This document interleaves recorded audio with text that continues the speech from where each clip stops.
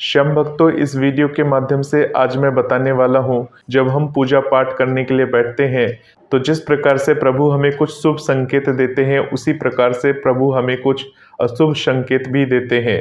तो श्याम भक्तों, कभी कभी क्या होता है, जब हम भगवान की पूजा पाठ करने के लिए बैठते हैं तो हमारे साथ कुछ अप्रिय घटनाएं घटित होने लगती हैं या किसी अनहोनी घटना होने का संकेत हमें मिलता है। परंतु श्याम भक्तों, इसे समझने की ज़रूरत है। अगर पूजा पाठ के दौरान आपको ऐसे संकेत मिलते हैं कि कभी कभी पूजा करते समय हमारा दीपक बंद हो जाता है, तो कभी कभी पूजा करते समय हाथ से भोग की थाली नीचे गिर जाना या प्रसाद का नीचे गिर जाना, इस संकेत को हमें क्या समझना चाहिए? ऐसा हमारे साथ क्यों होता है? जब हम भगवान की पूजा पाठ करने के लिए बैठते हैं, बाबा श्याम क्या संकेत देते हैं, इसे क्या समझना चाहिए? आज इस वीडियो के माध्यम से पूरी बात बताने वाला हूँ। पूरा वीडियो को लास्ट तक जरूर देखिएगा। आप सभी श्याम भक्तों को जय श्री श्याम। श्याम भक्तों, कैसे हैं आप सभी? उम्मीद करते हैं अच्छे ही होंगे। श्याम भक्तों, पूजा करते समय किसी अप्रिय घटना का घटित होना या किसी अनहोनी घटना का घटित होना, हमें ये संकेत मिलने पर हमें इसे समझने की आवश्यकता है। श्याम भक्तों, इसे सही तरीके से समझने के लिए और सही ढंग से प्रतिक्रिया देने के लिए हमें धार्मिक दृष्टिकोण, मनोवैज्ञानिक दृष्टिकोण और व्यवहारिक दृष्टिकोण को ध्यान में रखना चाहिए। श्याम भक्तों, ऐसी घटनाएं जो हमारे साथ घटती है वो ईश्वरीय संकेत हो सकते हैं, तो कभी मात्र संयोग बस घटित हो सकती है। श्याम भक्तों, इसे समझने के लिए शांति पूर्वक इसका विश्लेषण करना अति आवश्यक है, जो कि हम अब आगे वीडियो में करने वाले हैं। तो श्याम भक्तों, सबसे पहले हम धार्मिक दृष्टिकोण से इसका विश्लेषण करेंगे कि आखिर ऐसा हमारे साथ क्यों घटित होता है, क्यों ऐसी अनहोनी वाली घटनाएं घटित होती हैं।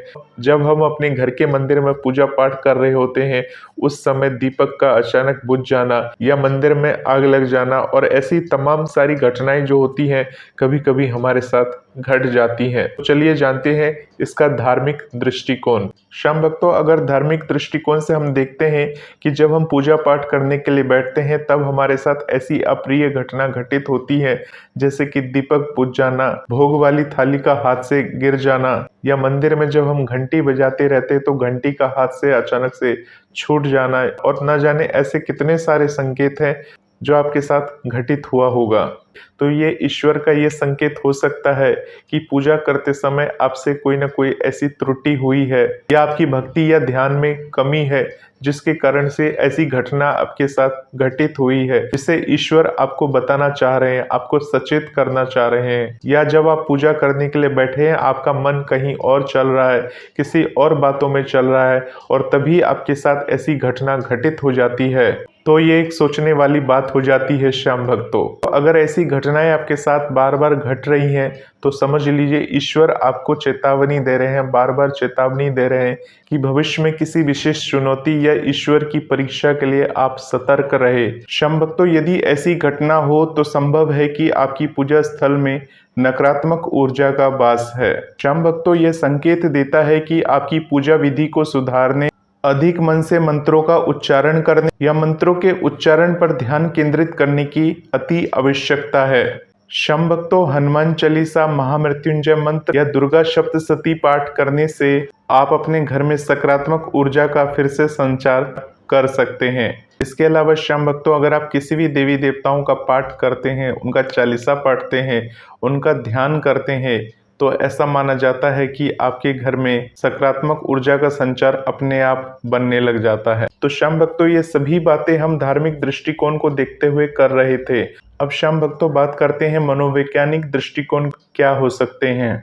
श्याम भक्तों, कई बार पूजा पाठ करने के दौरान हमारे मन में पहले से ही अशांति और भय होता है।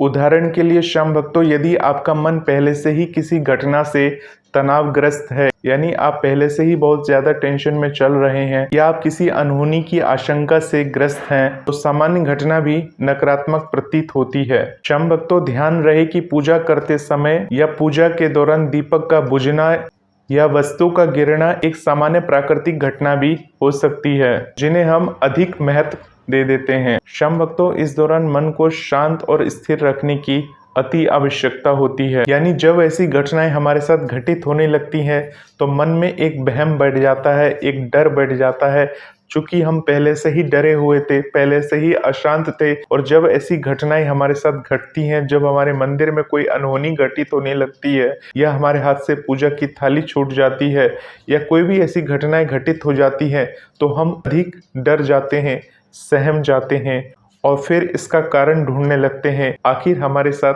ऐसा क्यों हुआ, क्यों हमारे साथ पूजा पाठ करते समय अनहोनी की बात घटित हुई। हमारे मन में एक भ्रम की स्थिति हो जाती है, हम दुविधा में पड़ जाते हैं कि हम आगे क्या करें। श्याम भक्तों, ऐसी घटना घटित होने पर अगर छोटी सी भी बात हमारे साथ हो जाती है, तो श्याम भक्तों हमें उन घटनाओं को बड़ा मानने का भ्रम भी हो सकता है। चलिए श्याम भक्तों, बात करते हैं व्यवहारिक दृष्टिकोण से। अगर श्याम भक्तों व्यवहारिक दृष्टिकोण से देखते हैं, तो ऐसी घटनाएं महज एक संयोग हो सकती है। श्याम भक्तों, हवा का तेज चलना, थाली का गिरना या कोई अन्य व्यवधान इसका मुख्य कारण हो सकता है। श्याम भक्तों, ऐसी घटनाएं घटित होने से पहले इनके व्यवहारिक कारणों को हमें जरूर जान लेना चाहिए। श्याम भक्तों, ऐसा भी तो हो सकता है जिस दीपक से आप भगवान की आरती कर रहे हैं, उस आरती को आप इतनी तेज तेज कर रहे हैं, तो कभी कभी क्या होता है, जो बाती होती है वो नीचे की तरफ झुक जाती है, यानी दीपक के अंदर ज्यादा घी भर देने से कभी कभी बाती उसके अंदर डूब जाती है और आरती करते समय वो दीपक बंद हो जाती है, जिस घटना को हम काफी बड़ा बना देते हैं। हमारे मन में चिंताएं घर कर जाती हैं, हम टेंशन में पड़ जाते हैं कि आखिर आरती करते समय दीपक क्यों बुझ गई। श्याम भक्तों, इसी प्रकार से जब हम आरती कर लेते हैं और आरती को अपने घर में दिखाते हैं या घर के बाहर दिखाते हैं, और उस समय हवा चल रही होती है, उस हवा के झोंके से अगर आरती बंद हो जाए, या घर के बाहर संध्या के समय आप आरती दिखा रहे हैं और जब आरती अंदर लाते हैं और दरवाजा बंद करते हैं, तो एक हल्की सी हवा से आपका जब दीपक बंद हो जाता है, तो आप काफी अत्यधिक चिंतित हो जाते हैं, टेंशन में आ जाते हैं। तो श्याम भक्तों, ये एक प्राकृतिक कारण है। श्याम भक्तों, हमारे हाथ में जब पूजा की थाली होती है, अचानक से कोई हमारे घर में आता है या कोई हमें जोर से आवाज लगाता है, हमारे हाथ से अचानक से वो थाली नीचे गिर जाती है, या हमारा कंसंट्रेशन उस समय नहीं होता, दिमाग कहीं और चल रहा होता है, जिसके कारण से ऐसी घटनाएं घटित हो जाती हैं।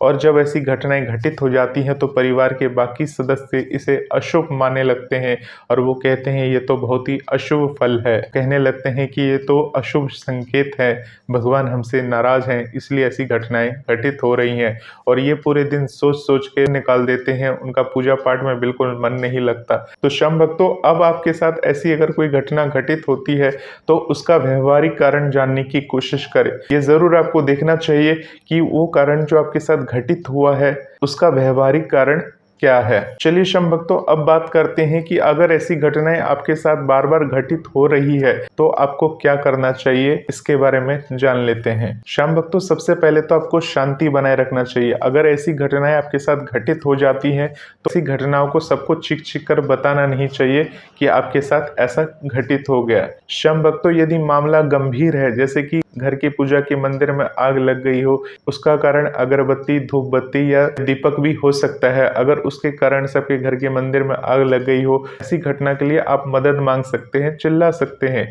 परंतु श्याम भक्तों, छोटी मोटी घटनाएं, जैसे होता है कि हम दीपक जलाते समय घी ज्यादा भर दिए और दीपक का जो बाती होता है उस घी के अंदर जलते जलते गिर गया, तो ऐसी घटनाओं को अशुभ ना माने। ऐसी घटनाओं को नकारात्मक मानने से पहले, यानी नेगेटिव मानने से पहले पॉजिटिव सोचिए, सकारात्मक रहे। अगर आपको भगवान पर भरोसा है, विश्वास है, तो अपने मन में नकारात्मकता ना आने दे। ईश्वर की पूजा पाठ करते समय हमेशा सकारात्मक सोचें। यानी श्याम भक्तों, आपको ये सोचना चाहिए जो भी होता है ईश्वर की मर्जी से होता है।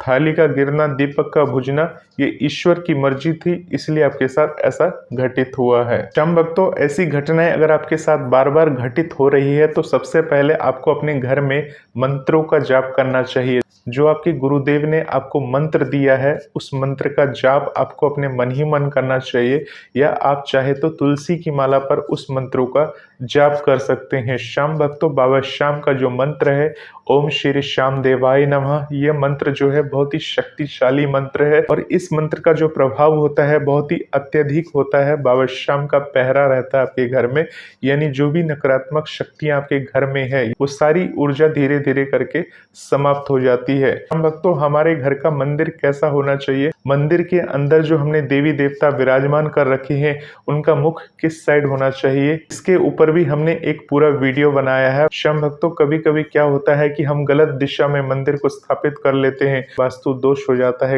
कोई ना कोई घटना हमारे साथ घटित होती रहती है। तो श्याम भक्तों, आप चाहे तो इस वीडियो को पूरा होने के बाद उस वीडियो को जाकर देख सकते हैं कि हम अपने घर में मंदिर किस प्रकार से लगाना चाहिए। मैं इस वीडियो के डिस्क्रिप्शन बॉक्स में उस वीडियो का लिंक दे दूंगा। इस वीडियो के पूरा होने के बाद आप उस वीडियो को जरूर देखिए। श्याम भक्तों, आपको बाबा श्याम का जो मंत्र है वो तो आपको जप करना ही चाहिए। इसके अलावा श्याम भक्तों, जो आपके गुरुदेव ने आपको मंत्र दिया है तो गुरुदेव के मंत्र के हिसाब से आपको मंत्रों का जाप करना चाहिए। आपको अपने घर में हनुमान चालीसा का पाठ करना चाहिए। इससे श्याम भक्तों मनोबल और सकारात्मक ऊर्जा की वृद्धि होती है। श्याम भक्तों, इसके अलावा आपको अपने पूजा स्थल को हमेशा साफ सुथरा रखना चाहिए। ऐसा माना जाता है कि पूजा स्थल को साफ सुथरा नहीं रखते हैं तो वहां नकारात्मक शक्तियों का वास हो जाता है। इसके लिए श्याम भक्तों, आपके घर में गंगा जल होना चाहिए। गंगा जल से आप पूरे घर में छिड़काव कर सकते हैं, या खाटू श्याम का जो जल होता है यानी कि श्याम कुंड का जो जल होता है उस जल का भी छिड़काव आप अपने पूरे घर में कर सकते हैं। आपके घर में सकारात्मक शक्तियों का निवास रहता है, उनका वास रहता है। और साथ ही साथ श्याम भक्तों, हो सके तो जिस प्रकार से आप घी का आरती करते हैं तो घी के आरती करने के साथ साथ कपूर का आरती भी आप जरूर किया करें। श्याम भक्तों, कपूर जो होती है दो तरह की होती है, एक ओरिजिनल होता है, एक नकली कपूर होता है। केमिकल वाले कपूर को ना जलाएं, कोशिश करें मार्केट में अच्छा वाला जो कपूर है वो अपने घर में लेकर आए। तो जैसे घी के दिए वाली आप आरती कर लेते हैं तो थोड़ी देर के लिए कपूर वाली आरती भी आप कर सकते हैं। और ऐसा माना जाता है कि अगर आप कपूर वाली आरती करते हैं, अपने घर में कपूर को जलाते हैं तो नकारात्मक शक्तियों का नाश होता है और सकारात्मक शक्तियों का वास होता है।